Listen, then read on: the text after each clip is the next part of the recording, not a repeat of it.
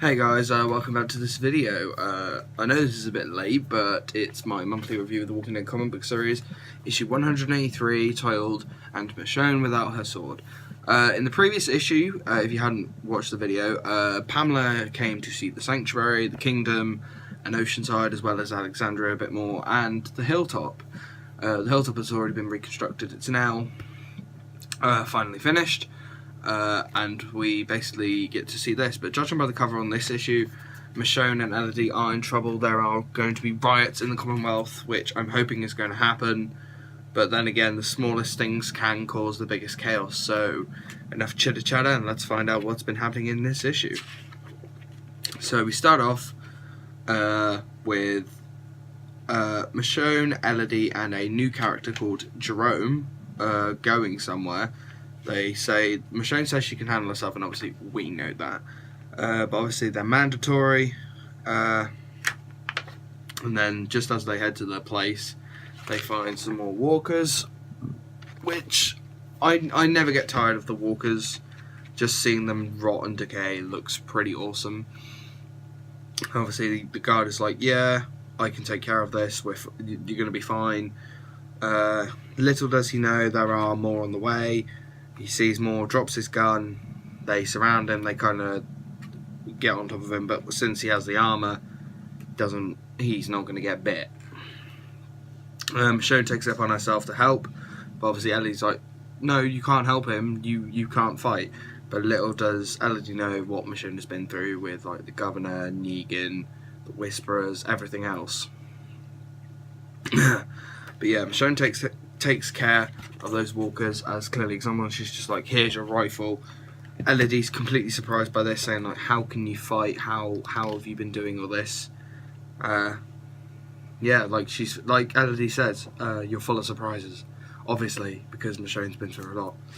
And we get introduced to a new, I'm assuming, part of the Commonwealth, and it is called Greenville. It is like kind of like what Oceanside was when it was first introduced. Well, it was mentioned, but then like you've got like the Oceanside bit. Oceanside. You've got like the coast. So I'm assuming this is their part of the coast, or like a river sort of thing in the Commonwealth. So I guess Pamela was still surprised to see like the actual ocean, but I'm guessing this is just like a river or a lake that has, I'm guessing, been untouched. We meet new characters like a woman named Cloris, who will be looking after them. So it's basically like they're staying in a hotel. It looks really nice. They spend some time there, have some dinner and stuff like that, go out fishing, which is pretty interesting because obviously Michonne should know a thing or two about fishing, and now she can teach it to Elodie, like the world has never been touched by the undead. We see Michonne crying and all that stuff. Obviously some time passed and they were about to head back to the Commonwealth because they were some time away. They get a free gift of like bread and wine, from what I can assume. But then Michonne sees a little child complaining and saying, oh, I want that, but they don't have enough currency to afford it, so they can't have it. But obviously there's still like elements of the old world, and they're like, oh, we're hungry, but you can't afford it. Yeah, and they're like, oh, we're hungry too. But Michonne gives the bag of supplies that Cloris gave her to the woman and child, or like starving family, should I say. They give them stuff, but obviously Cloris isn't very happy about that, saying, oh, there were very expensive cheeses and wines. But like Michonne is doing the right things. Like they needed it more than she did. She's got enough luxury as it is. Then as they get back,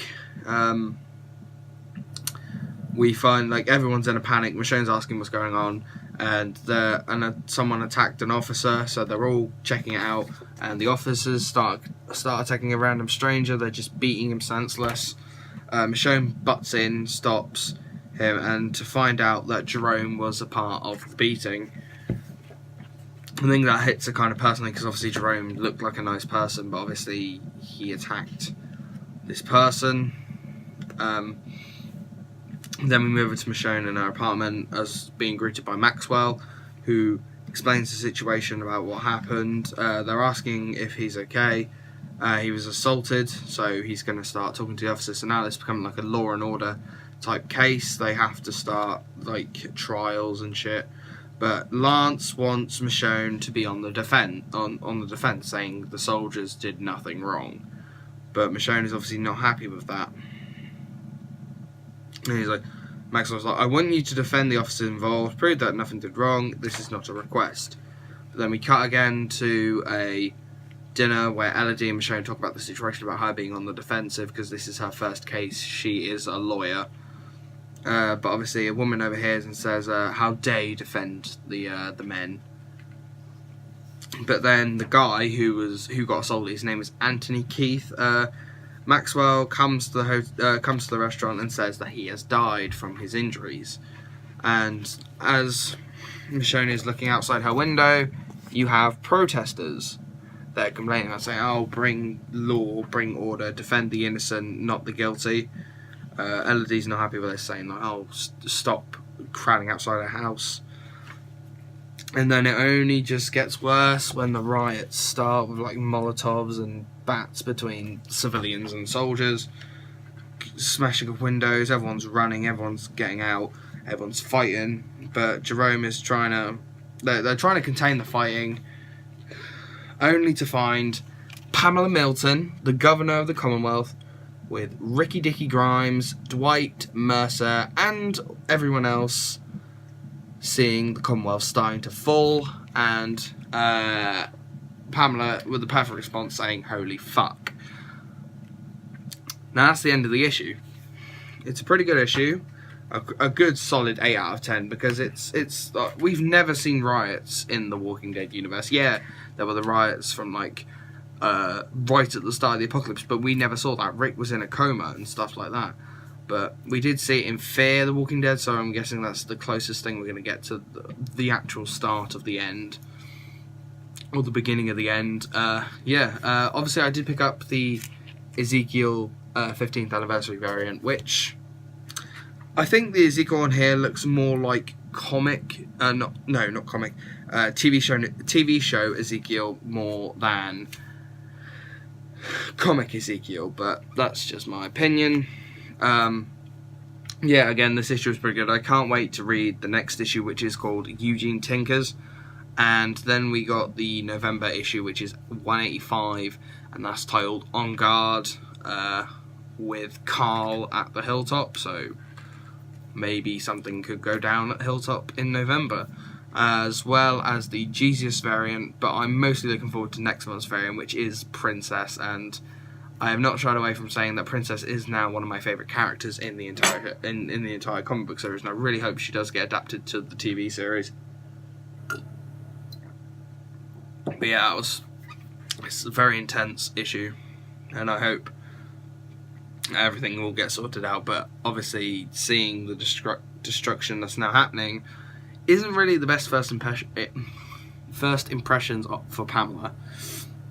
And it's just going to get worse and worse and worse. And I hope it doesn't, because the Commonwealth look like a good community. And Rick really doesn't want to go to war with this community, because there's 50,000 of them and only a couple hundred of Rick's group.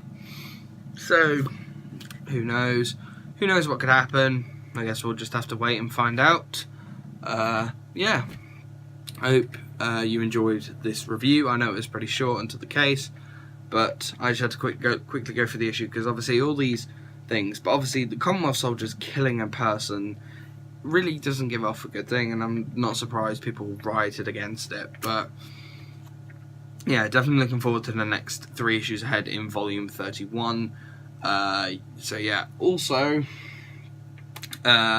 sorry for not really posting lately. I just did start college again. I'm now taking a photography course, so if you wanna catch up on what I get up to in my photography course, you can follow my Instagram, which will be in the link in the description of this video. So you can go check out my Instagram, you can go like my photos or whatever. You can see what I upload or what I do with the people who I work with, and they are probably the funniest people I have ever met.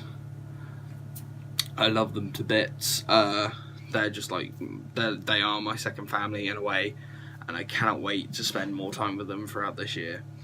But YouTube videos are going to be a bit slacking from here on out because of college, and I'm also working, so some days I will be doing college till from like 9 till 4, and then straight to work after that, and I don't finish off till about 11, and that's when everyone's still asleep and I have to be up early the next day. It's going to be hard, but I'm afraid that's just how it is. I want to keep uploading, I want to show you guys that I'm committed to you, and so on and so forth, but yeah, that's all I really have to say. Now, if you guys did enjoy this video, please don't forget to leave a like and a comment in the comment section below. Please subscribe if you have not done already. We're trying to hit 4,000 subscribers before the end of the year, maybe 10k if we are lucky.